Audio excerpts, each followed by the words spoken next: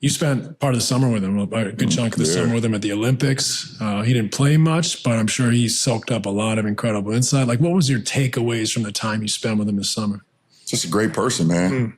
Great kid. I mean, you know, didn't matter if he was playing or if he got the opportunity. He was the same guy every single day, you know, and you could see that his mainframe was soaking in all the knowledge and the details, you know, being around all of us, you know, and he was just super appreciative every single day. Never changed his mood.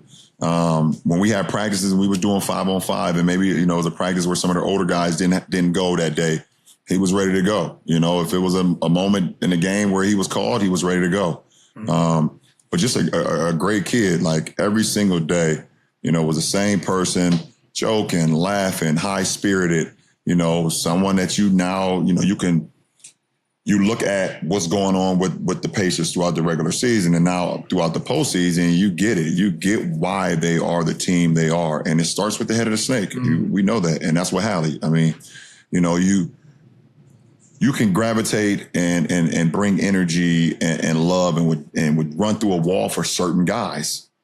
And he's a guy that you would do that for just because of how he plays the game, I've seen, a couple guys was like, well, they're going into a hostile environment, you shouldn't have a smile on his face. I'm like, this is who he is. Like, why are we always trying to change people because of this is what you say, the narrative, or this guy should look like this, or this guy should, like, everyone's preparation is different. Everybody is different, but Hallie is one of them ones, and, the success is not happening just because just came out the blue. It's happening because of Hallie and that team. They're built perfectly for that group. Right. Yeah, they've built an incredible identity. But it's interesting to hear you say like how kind of like upbeat he is, how positive he is, right? Like that is infectious, as you know. Like coming in every day, we play in the league. Like they're probably on game almost 100 right now, right? Including the preseason.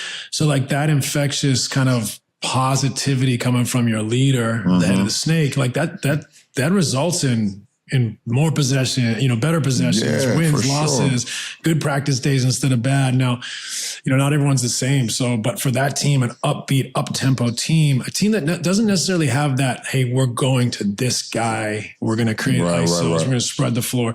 He's the head of the snake clearly, but that upbeat, positive attitude. The other thing that goes with it for me, that's I think cool and fascinating about his personality is like not afraid to talk that shit. You know what I mean? Like he has the confidence, for a guy, especially a guy that's not a physical player, he has that confidence to like throw this out there, like talk. And so I wonder if that's infectious for his team too. Did you notice that in the summer too? Is his love for just talking? Absolutely. Oh, for sure. Absolutely. Like we would play a free throw game after every practice, it'd be me, him, and another talker, and AD,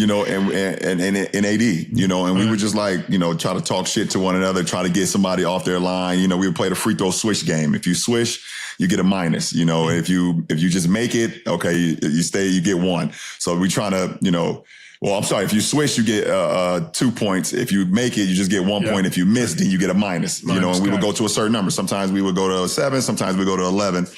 And we were always just messing with each other, and we just be talking shit throughout the whole free throw game. So, Hallie was a part of that group. That's great.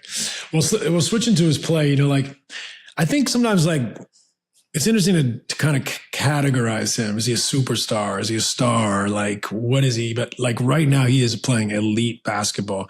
And what are the components of that? Like for me, he's an initiator for his team. Like he can ISO. We've seen him ISO. We've seen him make big plays. He's extremely clutch. But what I love about his game is that he doesn't, and the Pacers have done a great job with their identity.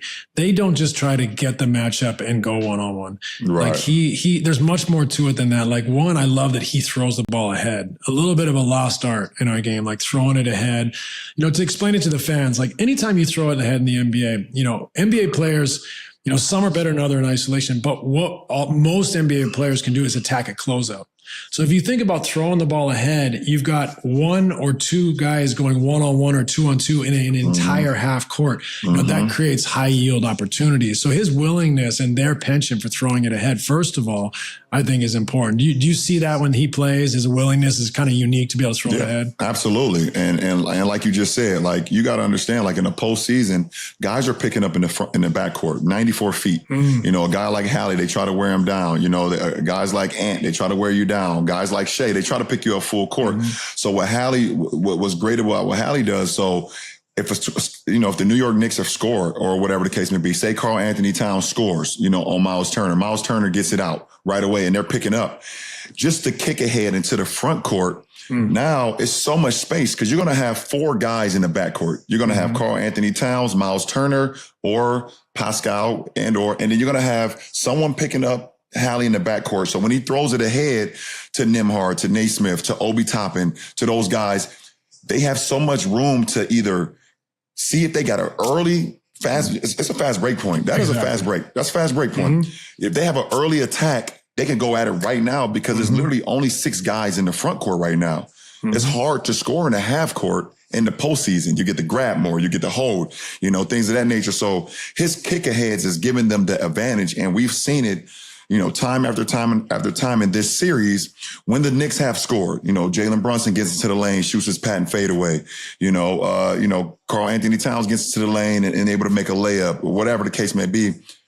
They're getting that ball out so fast that the Knicks have no chance of even setting their defense. And you see Pascal laying the ball up on the other end, you know, 20 seconds on the shot clock, like just like that, or getting fouled. So, you know, that ability, and that's infectious. That's infectious basketball. Right. When your star player is willing to give the ball up and get it out of his hands and trust you to make a play, that everyone wants to play like that. Guys want to play for that player. And then, you know what? If we don't have anything, bring it back out. And now here comes the ghost screens. They pitch it to Hallie. Okay, touch screen, little touch, flare out, slip out. You know, now Hallie's getting downhill. The ball gets to spraying, and here comes you get into the blender. And once the blenders start, now you have guys like you said. Most NBA guys play against the closeout. You know, we don't have a lot of ISO guys that can get you a bucket and one-on-one, nor do we want guys, certain guys playing one-on-one basketball. But we all know that when guys can get into a closeout game, that can make the team that much better. And that's what Indiana is doing right now.